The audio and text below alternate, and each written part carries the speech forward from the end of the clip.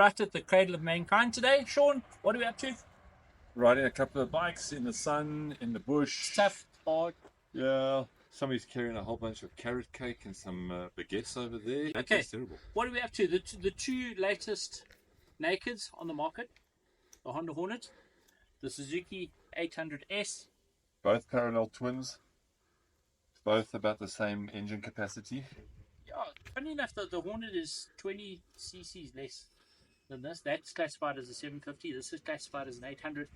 You've seen we've written stories about them. We've done videos and all that sort of thing. Today, our plan is we've roped in Donovan from the bike show as well, and we're going to take both bikes out. And the basic plan is to see who did it best.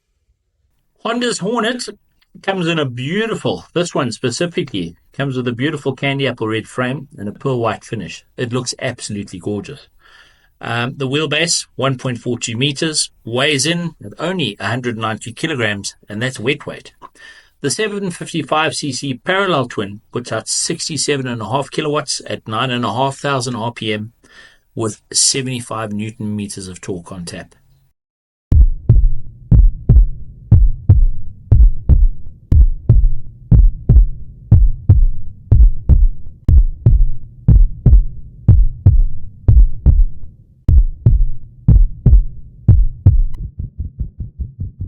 The GSX 8S might seem similar, but there are some big differences.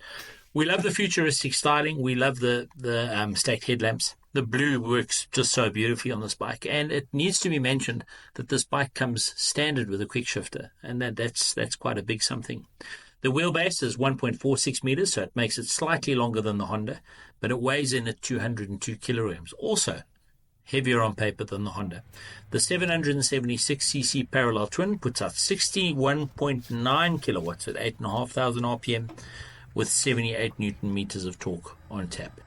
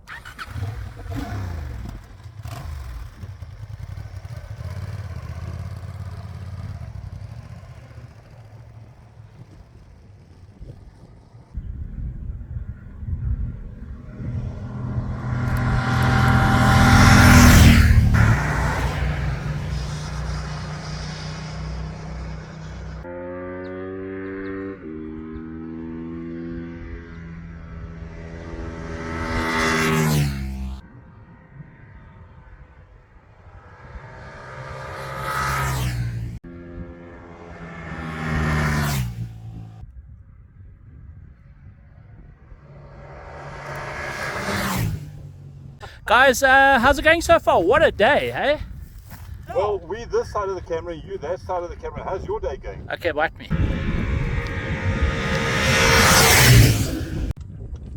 Right, the boys are swapping bikes. Spent about 2 hours in the saddle of these two. Sean's quite tall, so he's got a sore bump. Donovan, that's enough. Can we get on with it now? Thank you. Right, on you get. Come on now, children. I promise you it's like herding cats trying to do stuff with these eyes. You don't understand.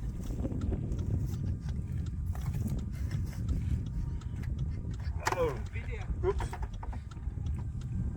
Should park there. Sorry. Sorry, Suzuki. Yeah. Right, off you go, boys. We'll see you down the road.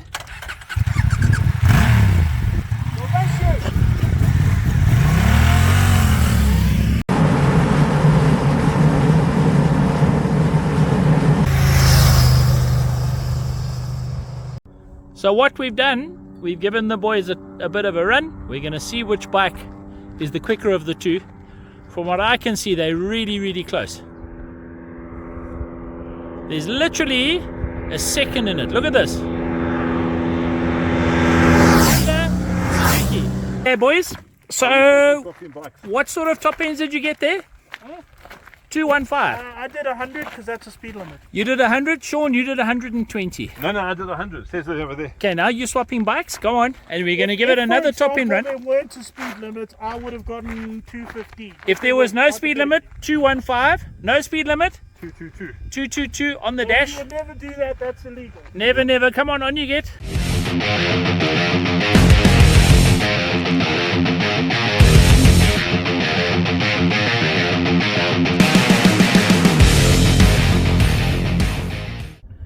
Obviously, Sean is a lot taller, so a bit more wind resistance. And we asked Donovan how much he weighs. He doesn't know. He says the scale keeps telling him to go away. They're so close, hey Dion? Look at this, guys. Look at this. Honda wins. So as you guys must be aware, we've got both of the new Nakeds at our offices. And what I did today was I invited, so you can pretend you like it, move in a little bit closer. I invited the Lapotte brothers. We call them the Lapotte brothers, the Lepan brothers, to come and ride both and to give us their opinion on what they like and what they don't like. So Brandon from We Sell Parts, I guess we're going to start with you. You're an old track boy, and I noticed that you gravitated straight to the Suzuki. Yeah, I've always been a Suzuki fan. But I gave the Honda a fair chance. I rode it first, and then the Suzuki, and then the Honda again, and then the Suzuki again. And they're both very nice, I must admit. Very similar. But I prefer the Suzuki for a number of reasons. I find it more stable. When I say high speed, I mean, we weren't going fast, but let's say at about 140 k's an hour. I found the Suzuki's front end to be more planted. I found the engine to be a little bit more torquey, a bit more grunt. So it accelerates better. I like the quick shifter, which the Honda doesn't have. And yeah, and also the screen. Now for me, the LCD screen on the Suzuki is better than the Honda. I also prefer the riding position. I mean, I am short, so you would think that the Honda would suit me better because it's got a lower seat height. But for me, the Suzuki felt more comfortable. So maybe it is just because I'm more used to Suzukis, I don't know. But for my money, I would buy this over the Honda. And let me ask you a quick question. Real world riding, is this something that you would consider putting in your office? Definitely. You don't need bikes that can do 280, 300 k's an hour because you can't use it anywhere. So I don't think you need more power or more speed. I think 80, 90, 100 horsepower is ample for general day-to-day riding. I mean,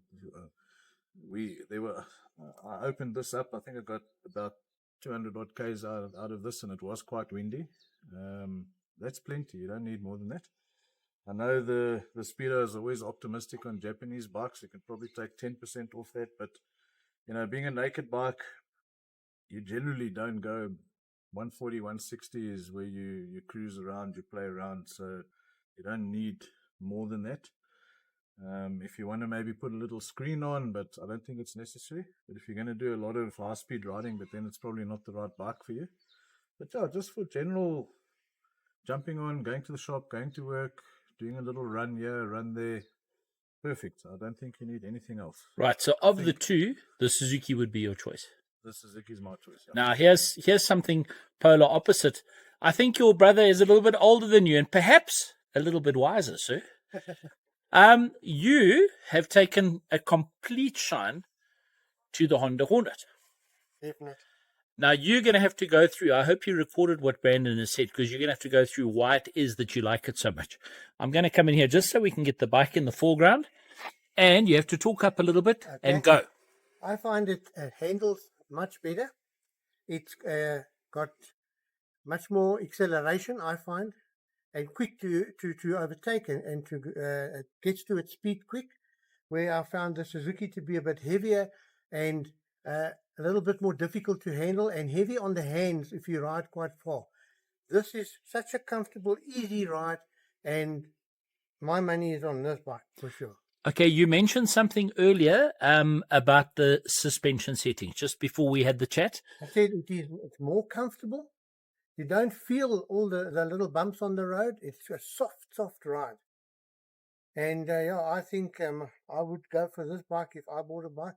And tell me, what is your experience with motorcycles? You've been a motorcyclist your whole life, and you recently got rid of you sold your TDM 800. Is that right? That's right, 850. Yeah. And how do you like the comparison between an old gen bike like that to the new one now? Oh, there's no comparison there. The technology today is amazing, fantastic to the old.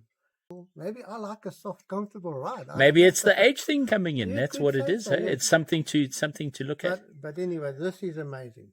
Guys, Honda thanks is so much amazing. for your time. So roughly, from our offices out near Kempton Park, out to Cullinan and back, they said, they'll be an hour or so. 4 hours later, they have returned with fat grins on their faces. Boys, thanks for your input. We really appreciate it. This is just Social Riders' opinions on the two new nakeds in the class. Thank you for letting us ride. That's a great pleasure. Thank you, guys. At the beginning of this lot, we passed the comment, so who did it best? I'm sitting with Sean Henley, who's done most of the riding on these bikes. We're going to talk about the Suzuki first. Styling and quality finish. The quality is really good. Crazy little things like there's little rubbers covering the levers, the adjusters on the levers. Those are little things that will stop it from rusting. Just little quality finishes like that. It's got a quick shifter. The paintwork is fantastic. It feels high end. Styling? Styling, look at it. Double stack headlight. That flat blue paint, that modern flat blue paint over everything looks absolutely gorgeous. And then with the one with the white tank and etc. looks just as beautiful. I love the styling and the coloring of this bike. With the blue chassis, the blue wheels, the blue lekker. It just works. Yeah. Comfort and suspension. Comfort-wise, it's a bit more sporty, so a bit more oriented towards the track rider, a more aggressive type, street fighter type rider. Once you get up to speed, the wind hits you in the chest and takes a bit of that pressure away. So, yeah, the comfort's cool. Performance. It is a quick bike for an 800cc, and in its own right, not compared to anything else, you can't fault the performance. A quick shifter, as smooth as butter, the acceleration is good, the power is there, the torque is there. What I did find is the bike, being a little bit longer, is a bit more planted. That it also makes it feel slightly heavier at slower speeds. Biggest question of the lot. Fun to ride? Heck yes, it's huge amounts of fun to ride. It's easy to ride, it's unintimidating to ride, but it's got the low-down torque to make it exciting. Okay, let's move on to the Honda. Now, chatting to both of you guys, this is the girl you don't really want to take home to your mom. She looks like the girl you want to take home to your mom, but she's as naughty as can be. Okay, why would that be? The power delivery is different. The chassis geometry is different. It's a little bit shorter chassis. It doesn't have a quick shifter, and I probably wouldn't fit a quick shifter to it because it probably detract from its character a little bit. Okay, you talk about character. Everyone who's ridden this bike has said oodles of character. Is that a fair description?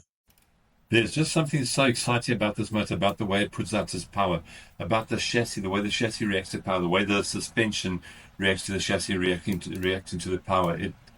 So Honda's nailed it. They built a short wheelbase hooligan machine. They built a short wheel hooligan machine that's dressed up like a librarian. It's a crazy little motorbike to ride. Really, really, it's huge fun. The handling is that, yes, the suspension's a little bit softer than the Suzuki's, and some people don't like it. On the South African roads, which are bumpy and not as smooth as you'd like it to be, it's a lot more planted. It just works really, really well. Tell me about comfort, Sean. So I want to head off to Hartbeespoort Dam. You want to head off to Hartbeespoort Dam, you want to head off to Bloemfontein. It's just, the seats are soft, the ergonomics are really nice. You sit up a little bit more straight, you're a bit more relaxed, which is more my riding style, and it makes me more comfortable in sporty situations, like hanging through a corner. I was grinding the foot pegs out of this thing. So don't be fooled. Just because it's comfortable doesn't mean that it isn't sporty. 100%. It's It just chucks. It's so light, it's so agile, it's so nimble. You can just chuck the bike around like a toy. Brilliant. Sean, let's talk about how the bikes are equipped electronically, because that's what everybody wants to know. Suzuki's got the quick shifter TFT screen. Honda's got the TFT screen. And then, of course, both bikes have 3 rider modes. I heard both of you guys chatting. As far as I'm aware, the Honda is a little bit more pernickety to drive. Is that correct? The Honda screen is, I'm in my 50s, I need glasses to read. The screen has really small fonts in it and it is quite cluttered, where the Suzuki is easier to read. It's bolder fonts, it's more colorful, stands out for better in the background, it's less cluttered on the screen. The Honda, in its own right, quality-wise, is a fantastic motorcycle until you compare it to the Suzuki. The Suzuki just feels better put together, a slightly higher quality machine. Well, that's where it is. And look, guys, we put them through a couple of top-end runs. You can judge for yourself what the difference was like. These are 2 fantastic naked motorcycles. And Sean, I'm going to ask you a question. Why don't people buy nakeds in South Africa? Because they don't know anything about motorcycles. That's a good answer. In fact, I grew up on nakeds. You grew up on nakeds. Every bike we rode in the 70s, the 80s, and most of the 90s were naked. Yeah. Now everybody wants either a super bike or an adventure bike, which Yeah. the adventure bike I can understand. You understand. The super bike I can understand as well. The naked is that little one in between. It's the kind of bike that I would buy to run to the shops and back every single day. Go to that breakfast run to Hartbeespoort Dam, get onto the bloody freeway and open the throttle wide. These are 2 value for money, great motorbikes. Parallel twins, they are better than what you expect. Those bikes are really, really great. And I'm going to pass the comment that Donovan Ferry passed while you're actually chatting. You can buy 1 super bike for the price of 2 of these. Yeah. There's some food for thought. If you're in the market for a new motorcycle, these are 2 bikes that we really reckon you should take for a ride. Get down to your dealer and have a look-see.